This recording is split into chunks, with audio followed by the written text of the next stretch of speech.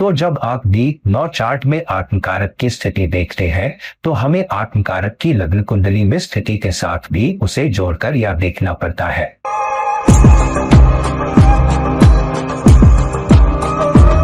तो चलिए सीधे समझते हैं कि डी 9 चार्ट में आत्मकारक की स्थिति का क्या मतलब है, उस नजरिए से कि वो डी 1 चार्ट में अपनी स्थिति से कैसे जुड़ा हुआ है। जब डी 9 चार्ट में आत्मकारक लग्न में होता है तो इसका मतलब है कि आपकी पूरी रूह की तलाश जिंदगी के मकसद या मायने की ये है कि आप अपनी जिंदगी में किस तरह अधिकतम योगदान दे पा रही हैं, समाज को कुछ वापस दे पा रही हैं, समाज के लिए कुछ कर पा रही हैं और साथ ही एक हैसियत हासिल कर पा रही है, इज्जत पा रही है, अपने पड़ोस में, समाज में और आम लोगों में एक स्टैंडिंग पा रही है। चाहे वो आपके दोस्त हो, आपके जीवन साथी या उनके परिवार वाले हो या फिर आपके बॉस हो या आपके गुरु। तो आम तौर पे आप उस हैसियत के लिए तरसते हैं जो आपको मिलनी चाहिए। लोग आपको कैसे देखते हैं और ये आपके लिए बहुत बहुत अहम था और इसलिए आत्मा इसी तरफ में है कि वो जिंदगी के मायने और मकसद को खास तौर पे हैसियत और जिंदगी में आपकी स्टेटस से जुड़कर समाज की कबूलियत के जरिए दिखा सके। अब आत्मकारक आपके लग्न चार्ट या डी 1 चार्ट में जहां भी स्थित है, आपको उस स्थिति को डी 9 चार्ट में आत्मकारक की स्थिति से जोड़ना है। यहाँ वो लग्न में है। तो मिसाल के तौर पे अगर लग्न चार्ट में आत्मकारक 10वें घर में है तो फिर आप अपने करियर के जरिए देख रहे हैं। आपको अपने करियर और आपके करियर के लोगों के जरिए या उन लोगों के जरिए जिनसे आप अपने करियर या काम के सिलसिले में जुड़े जिंदगी के ज्यादा मायने मिलते हैं। आप हैसियत की तलाश में है, अपनी जिंदगी के मायने की, अपनी जिंदगी के मकसद की, स्टेटस की। किसी न किसी तरह से आपके काम से जुड़े हुए लोगों की कबूलियत के जरिए जिंदगी में खर्च हो रहे हैं। तो रूल की सबसे बड़ी तरफ यह रही है कि आपके काम के जरिए आपकी कदर की जाए, आपके काम के जरिए आपको जिंदगी में एक खास हैसियत भी हासिल हो, एक खास स्टेटस मिले और इसलिए आपकी पिछली पारियों में शायद आप वो हासिल नहीं कर पाए और इसलिए रूह की तरफ ये पाने की है। जब आप डी 1 चार्ट में आत्मकारक की स्थिति को रूह की डी 9 वाली स्थिति से जोड़ते हैं तो रूह तो हैसियत और स्टेटस के लिए बिल्कुल तरस रही है। हालांकि या तो आप इस जिंदगी में वो हैसियत, वो डिजिग्नेशन, वो अथॉरिटी हासिल कर लें या फिर आप उससे सुलह कर लें कि आप जो भी कामयाबी इस जिंदगी में हासिल की है उसके साथ रहना सीख लें, क्योंकि आप पहले नहीं कर पाए और यही आपकी रूह की तरक्की में सबसे बड़ी परेशान करने वाली रुकावट है। तो या तो आप वो हैसियत, वो डिजिग्नेशन, वो अथॉरिटी अपने काम से जुड़ी हुई हासिल कर लें या फिर आप अपने काम से जो भी हासिल किया है उससे सुलह कर लें, क्योंकि यही आपकी रूह की तरक्की में सबसे बड़ी ठोकर या रुकावट बनेगी। अगर आपके डी 9 चार्ट आपके नवाश चार्ट में आत्मकारक दूसरे घर में स्थित है तो यहाँ रूह की तरफ एक सार्थक आमदनी, एक सार्थक कमाई, सही वो इलाका जहां से आप कमाते हैं, सही तरीके से कमाना, एक खास इज्जत के साथ कमाना, एक खास आत्मसम्मान के साथ कमाना, उसूलों और कीमतों के साथ कमाना, समुदाय के लिए, आश्रितों के लिए कमाना रही है और इसलिए रूह की सबसे बड़ी तरफ यही रही है। तो आत्मकारक डी 1 चार्ट में जहां भी स्थित रहा है, आप उस स्थिति को डी 9 चार्ट में दूसरे घर में आत्मकारक की स्थिति से जोड़ते हैं। मिसाल के तौर पे अगर आपका आत्मकारक आपके डी 1 चार्ट में छठे घर में है, जिसका मतलब है कि रूह की सबसे बड़ी कमाई की तरफ दूसरों की सेवा करने और उसके जरिए एक आमदनी पाने की रही है, मगर इज्जत के साथ। शायद आप पहले कोई मददगार थे, कोई टीम का मेंबर थे, शायद आप फौज में एक सिपाही थे और आपने सेवा की, शायद बादशाह की, आपने किसी गांव में सेवा की, कहीं भी। हालांकि सेवा के जरिए आपको पर्याप्त आमदनी नहीं मिली और वो भी आत्मसम्मान के साथ, इज्जत के साथ, और शायद आपको कुर्बानी देनी पड़ी। तो इस पारी में रूह की सबसे बड़ी तरफ ये पाने की है। तो या तो आप इस जिंदगी में कमाए और एक अच्छी आमदनी पाए या फिर जो आपके पास है, जो आपने हासिल किया है, उससे सुलह कर ले और उस इज्जत और कीमतों और उसूलों से सुलह कर ले जिनके साथ आप इस जिंदगी में अपनी आमदनी कमा रहे हैं, क्योंकि यही रूह की तरक्की में सबसे बड़ी ठोकर है। अगर आत्मकारक और दिन बचारा तीसरे घर में है, इसका मतलब है कि रूह की तरफ तीसरे घर की मज़ाहिरात और इलाकों के बारे में है, जिसका मतलब है आपकी कम्युनिकेशन में, लोगों पर असर डालने की आपकी कुव्वत में, अपने ख्यालात बेच पाने में रूह की चाहत रही है। वो शख्स जो भी आप अपनी पिछली पारियों में थे, आप वो नहीं कर पाए, तो रूह की तरफ अब भी वही है कि वो हासिल कर सके, लोगों पर बेहतर असर डाल सके, बेहतर कम्युनिकेट कर सके। शायद आप पहले हकलाते थे, शायद आप लोगों को कन्विंस नहीं कर पाते थे, शायद लोग सोचते थे कि आप झूठ बोल रहे हैं, शायद आप पहले झूठ भी बोलते थे और लोग आपकी बात यकीन नहीं करते थे।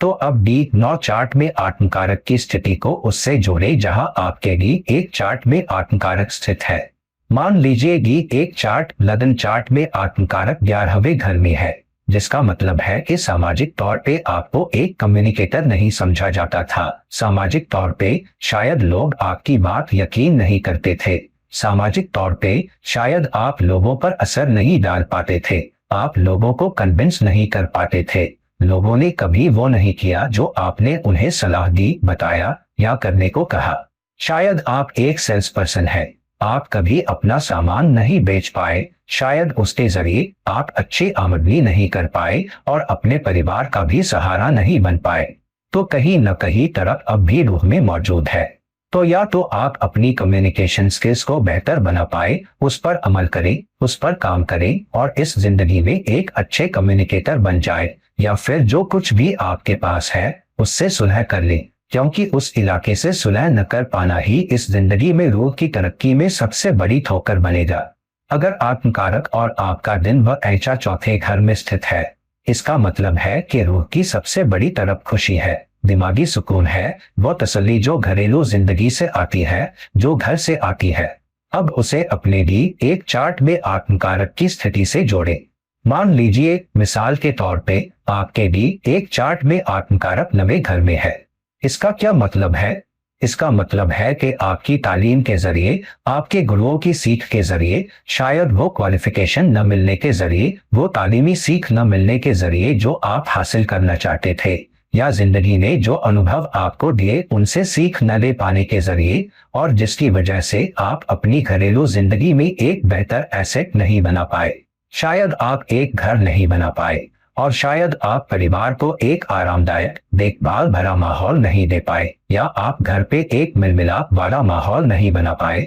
या घर पे शांत और मोहब्बत भरा माहौल नहीं बना पाए। आपको कभी घर पे सुकून नहीं मिला, शायद परिवार डिस्फंक्शनल भी था। तो आपकी रूह के लिए सबसे बड़ी रुकावट इस जिंदगी में घर पे मोहब्बत, हार्मनी, सुकून हासिल करना है, उन एसेट्स को बनाना है जिनसे आपको भी सुकून मिले, या फिर जो कुछ भी आप हासिल कर पाए हैं उससे सुलह कर लेना है, क्योंकि अगर आप चौथे घर के इलाकों से सुलह नहीं कर पाते तो यही आपकी रूह की तरक्की में इस पारी में सबसे बड़ी ठोकर बन जाएगी। अगर आपका आत्मकारक आपके डी 9 चार्ट में 5वें घर में स्थित है, इसका मतलब है कि रूह की सबसे बड़ी तरफ 5वें घर के इलाकों में कामयाबी हासिल करने की है। शायद आपका अपने बच्चों के साथ रिश्ता अच्छा नहीं रहा, शायद आपके बच्चे नहीं थे, शायद आपने बच्चे जल्दी खो दिए, शायद आप अपने बच्चों से अलग हो गए, शायद आपको वो मोहब्बत और रोमांस कभी नहीं मिला जिसकी आप पिछली जिंदगी में तड़पते थे, शायद आपके कई ब्रेकअप हुए और आपको वो मोहब्बत कभी नहीं मिली जिसकी आप उम्मीद कर रहे थे, शायद आपने अपनी लव लाइफ में धोखा दिया, शायद आपको अपने करियर में, अपने काम में बहुत सितम झेलने पड़े, क्योंकि 5वां घर 10वें घर से 8वां है। अब देखिए आपका आत्मकारक डी 1 चार्ट में कहाँ स्थित या जुड़ा हुआ है। अगर आत्मकारक डी 1 चार्ट में 8वें घर में स्थित है, इसका क्या मतलब है? इसका मतलब है सबसे बड़ी चुनौतियां वो उठापटक जो 8वें घर की स्थिति ने करियर में लाई, क्योंकि 5वां घर वो है जहां आत्मकारक स्थित है, और इसलिए उसके जरिए आपको अपने करियर में कई उतार चढ़ाव झेलने पड़े, आपको अपने बच्चों के साथ रिश्तों में कई उतार चढ़ाव झेलने पड़े। या तो आप इस साल की कमाई में एक अच्छी रोमांटिक लाइफ हासिल कर लें, आपके अपने बच्चों के साथ अच्छे रिश्ते हों, आप उन्हें अच्छी तरह पाल पोस कर बड़ा करें ताकि उन्हें सही परवरिश मिले, सही उसूल और कीमतें मिले,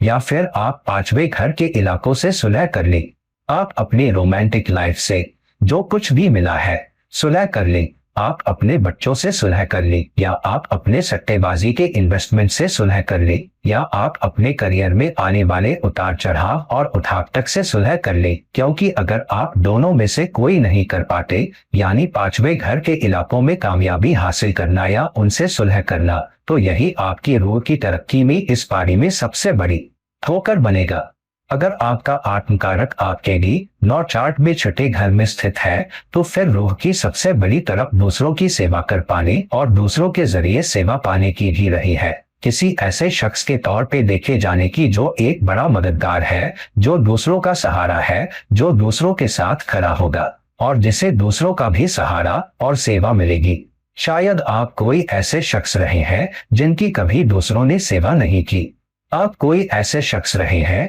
जो हमेशा किसी और की सेवा करते रहे और हमेशा तड़पते रहे कि मैं भी चाहता हूं कि लोग मेरी सेवा करें। मैं जिंदगी में एक ऐसी हैसियत पहुंचना चाहता हूं जहां दूसरे भी मेरी सेवा करें। तो रूह की तरफ हमेशा या तो एक अच्छा सेवक बनने की रही, या कोई ऐसा बनने की जो बेहतर सेवा कर सके या जिसकी सेवा की जाए। या आप अपने मुकाबले अपने दुश्मनों के हाथों ठगे गए, आप उनसे धोखा खाते रहे, लोग हमेशा आप पर हावी होने में कामयाब रहे,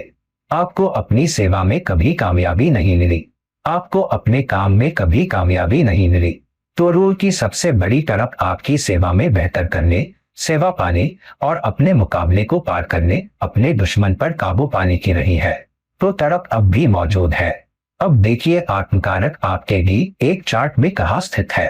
अगर आपका आत्मकारक आपके लिए एक चार्ट में आपके चौथे घर में स्थित है, जिसका मतलब है कि आपको घर पे कभी सुकून और मोहब्बत और अफियत या एक शांत मिलमिलाप वाला माहौल नहीं मिला, क्योंकि आप हमेशा विरोधी ताकतों से लड़ने की कोशिश में लगे रहे। आप हमेशा उस मुकाबले से लड़ने की कोशिश में लगे रहे जो आपको अपना घर बनाने नहीं दे रहा था, जो आपको घर पे शांत और मोहब्बत भरा माहौल रखने नहीं दे रहा था। शायद वो आपके अपने ही परिवार वाले थे जो आपके घर में उपद्रव खड़ा कर रहे थे या परेशानी पैदा कर रहे थे।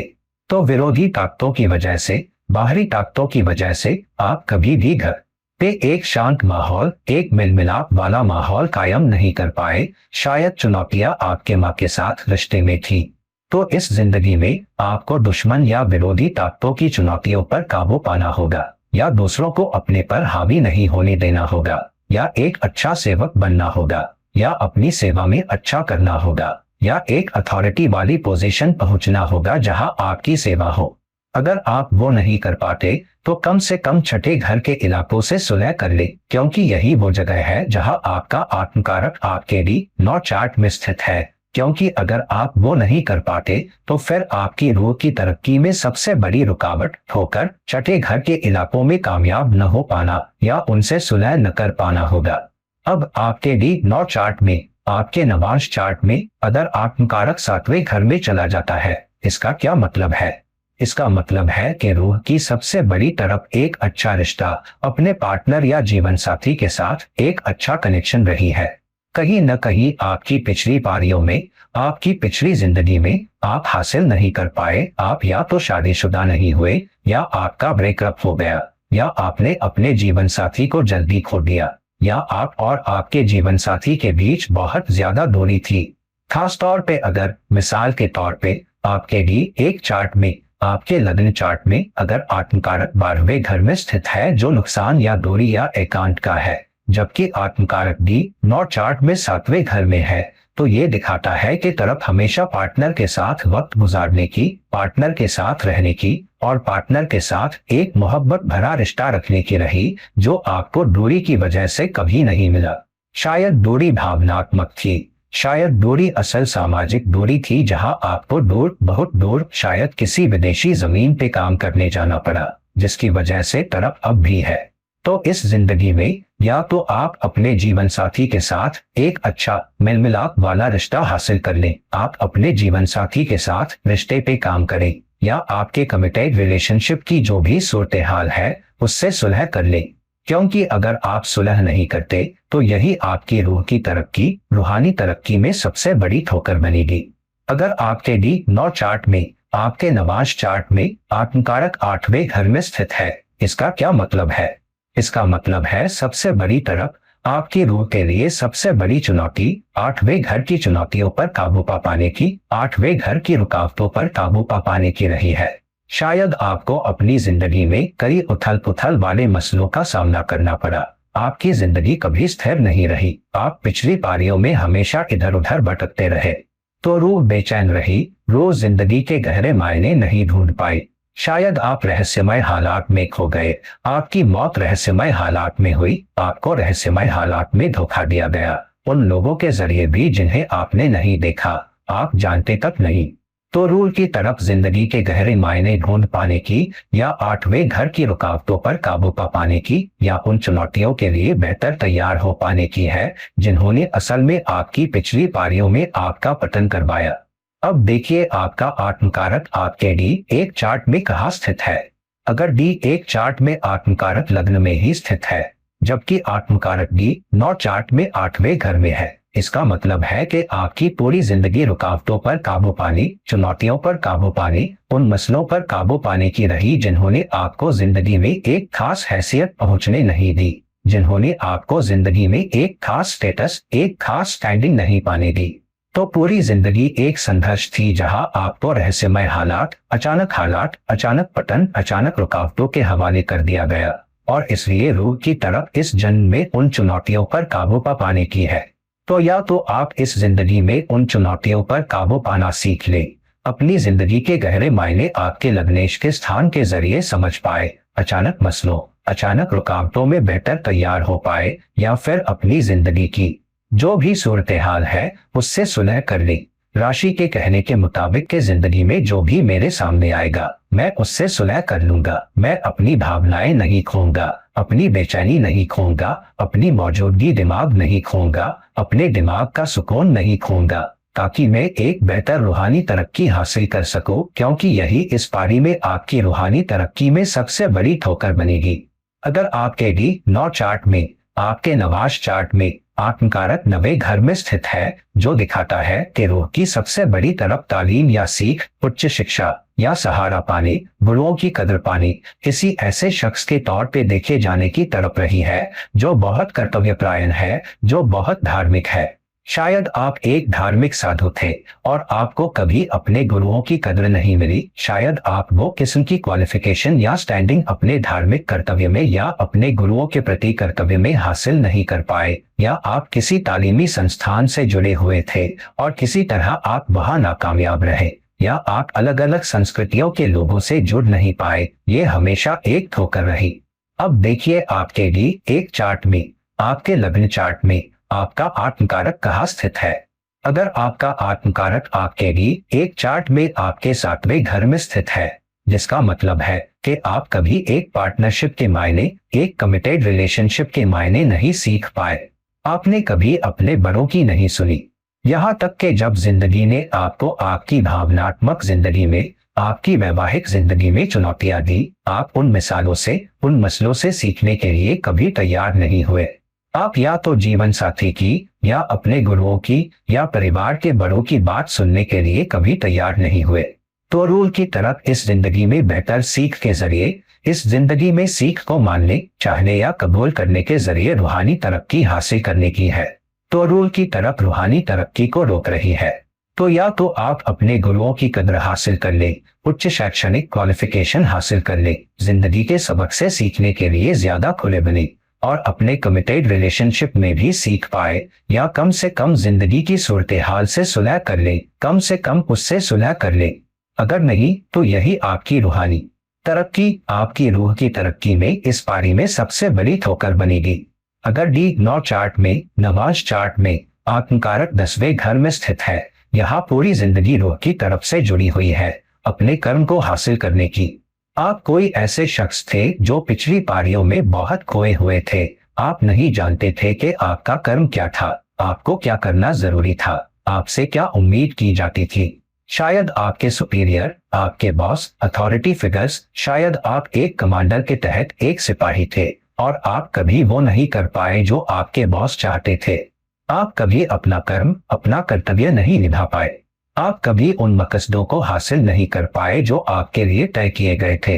तो रूह की सबसे बड़ी तरफ अपना कर्म कर पाने, अपना कर्तव्य निभा पाने की रही है। तो ये एक बहुत कर्मिक स्थिति है। अब देखिए आत्मकारक डी एक चार्ट में कहाँ स्थित है। अगर आपके डी एक चार्ट में आत्मकारक तीसरे घर में स्थित है, जो कोशिश का घर है, कम्युनिकेशन का घर है, असर डालने का घर है, तो फिर किसी न किसी तरह आपके करियर में, आपके काम में, या तो आप उन लोगों के साथ जो आपके साथ काम कर रहे हैं अपने मैसेज कम्युनिकेट नहीं कर पाते थे, या आप अपने बॉस को ये कम्युनिकेट नहीं कर पाते थे कि आप एक मेहनती कामदार हैं, आप एक अच्छे कामदार हैं, आप एक काबिल कामदार हैं। किसी तरह एक कम्युनिकेशन गैप था जिसकी वजह से आप अपना कर्तव्य नहीं निभा पाए, जिसकी वजह से आपको अपने सुपीरियर्स या ऊंचे अथॉरिटी फिगर्स की कदर नहीं मिली, जिसकी वजह से आपको चुनौती महसूस हुई, आप अपने काम में पर्याप्त कोशिश नहीं डाल पाए, शायद आप सुस्त थे। तो इस पारी में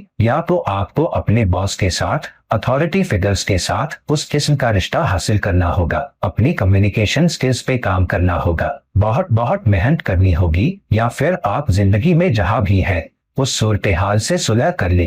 काम पे कदर या तरक्की न मिलने, या पर्याप्त मेहनत न नदा पाने, या लोगों पर असर न डाल पाने, या लोगों से कम्युनिकेट न कर पाने की वजह से अपनी बेचैनी न खोए, क्योंकि यही आपकी रूह की तरक्की, आपकी रूहानी तरक्की में सबसे बड़ी ठोकर बनेगी। अगर आपके डी 9 चार्ट में आत्मकारक 11वें घर में स्थित है, जिसका मतलब है कि रूह की सबसे बड़ी तरफ सामाजिक कबूलियत है, एक अच्छा सोशल नेटवर्क रखना, समाज की कबूलियत, समाज की पहचान, समाज की मुबारकबाद पाना, एक अच्छी सोशल प्रेजेंस रखना, एक अच्छा सोशल ग्रुप रखना जहां आप कबूल किए जाएंगे, आपकी इज्जत भी की जाएगी, आपसे मोहब्बत भी की जाएगी। शायद आप अपनी शुरुआती पारियों में मजाक का पात्र थे, शायद समाज ने आपको दूर धकेल दिया, शायद आप कोई ऐसे थे या ऐसे देखे जाते थे जो समाज के फायदे के लिए निष्कलंक थे या समाज के लिए नुकसानदेह थे। शायद समाज ने आपको दूर रखा, शायद आप खो गए अपने दोस्तों से, अपने सोशल ग्रुप से जुड़ नहीं पाए, और इसलिए इस जिंदगी में तरफ मौजूद है। अब देखिए आत्मकारक आपके लग्न चार्ट में, आपके डी एक चार्ट में कहाँ स्थित है। अगर आपका आत्मकारक आपके डी एक चार्ट में 5वें घर में स्थित है, शायद आपकी पिछली पारियों में सामाजिक कबूलियत इसलिए नहीं थी क्योंकि आपने दूसरों के साथ कैसा सलूक किया, या तो अपने बच्चों के साथ या अपने रोमांटिक रिश्ते में। शायद आपको दूसरों के, समाज के जरिए एक धोखेबाज या चापलूस समझा जाता था, इसलिए लोगों ने आपको दूर धकेल दिया। शायद आपने बच्चों के साथ बुरा सलूक किया, शायद आपने अपने बच्चों को नुकसान पहुंचाया, शायद बच्चे आपके प्रति आदर भाव नहीं रखते थे, जिसकी वजह से आप समाज की मेहरबानी खो बैठे, समाज ने भी आपको दूर धकेल दिया, समाज ने कभी आपको कबूल नहीं किया। शायद आप एक राजनीतिज्ञ है जो चाहते थे कि समाज आपसे मोहब्बत करे, आपकी इज्जत करे, आपको प्रशंसा दे, जहां आप एक प्रेजेंस रखना चाहते थे, मगर लोगों ने कभी आपको कबूल नहीं किया। तो या तो इस पारी में आप सामाजिक कनेक्शन हासिल कर लें, आप सामाजिक पहचान हासिल कर लें, मोहब्बत और अफियत हासिल कर लें, आपकी एक अच्छी सोशल प्रेजेंस हो, अगर नहीं तो फिर आप जहां भी है, जिस भी सूरत हाल में है, उससे सुलह कर ले, क्योंकि यही आपकी रूह की तरक्की में इस जिंदगी में सबसे बड़ी ठोकर बन जाएगी। अब अगर नवांश चार्ट में आपके डी 9 चार्ट में आत्मकारक 12वें घर में स्थित है, जिसका मतलब है कि सबसे बड़ी तड़प खुद को ढूंढ पाने और दूसरों के लिए ज्यादा कर पाने की रही है। शायद आपको हमेशा दूसरों से चीजें मिलती रही, आप हमेशा दूसरों के सामने हाथ फैलाए रहे, आप कभी दे नहीं पाए, आप कभी दानी नहीं बन पाए, आप कभी कुछ दान नहीं कर पाए, आप हमेशा लोगों के एहसान कबूल करते रहे, किसी के लिए कुछ करने में असमर्थ रहे। शायद आप एकांत के लिए तरसते रहे, शायद आप एक शांत माहौल चाहते थे, मगर आपको कभी अकेला नहीं छोड़ा गया। आप हमेशा खुद के अंदर सुकून ढूंढने या समाज में सुकून ढूंढने के लिए संघर्ष करते रहे। आपके दिमाग के अंदर हमेशा एक संघर्ष रहा कि आप खुद के अंदर शांति महसूस कर सकें, दानी बन सकें, दान कर सकें, दे सकें। अब देखिए आपका आत्मकारक आपके लिए एक चार्ट में कहाँ स्थित है। अगर आपका आत्मकारक आपके लिए एक चार्ट में दूसरे घर में स्थित रहा है, जो दिखाता है कि समुदाय के लिए ज्यादा कर पाने, कमाने, एक अच्छी आमदनी पाने की आपकी कुव्वत में आपको हमेशा हाथ फैलाना पड़ा, आपको हमेशा एहसान तलब करना पड़ा, आपको हमेशा लोगों से गुजारिश करनी पड़ी, आपको हमेशा दूसरों के पैरों पे रहना पड़ा, तो किसी तरह आप आमदनी कमाई नहीं पा सके और समुदाय की सेवा करने, समुदाय को कुछ वापस देने में समुदाय ने आपकी मदद की, दूसरों ने आपकी मदद की ताकि आप एक अच्छी आमदनी पा सकें। आप कभी एक ऊंची सैलरी, एक ऊंची कमाई पाने के काबिल नहीं रहे और आप अपने अंदर गहराई से महसूस करते थे कि मैं हमेशा पाने वाले छोर पे हूँ, मैं कभी दूसरों के लिए ज्यादा नहीं कर पाया। तो या तो इस जिंदगी में आप अपने दिमाग में सुकून हासिल कर लें, आप वो एकांत हासिल कर लें जिसकी आप उम्मीद कर रहे हैं,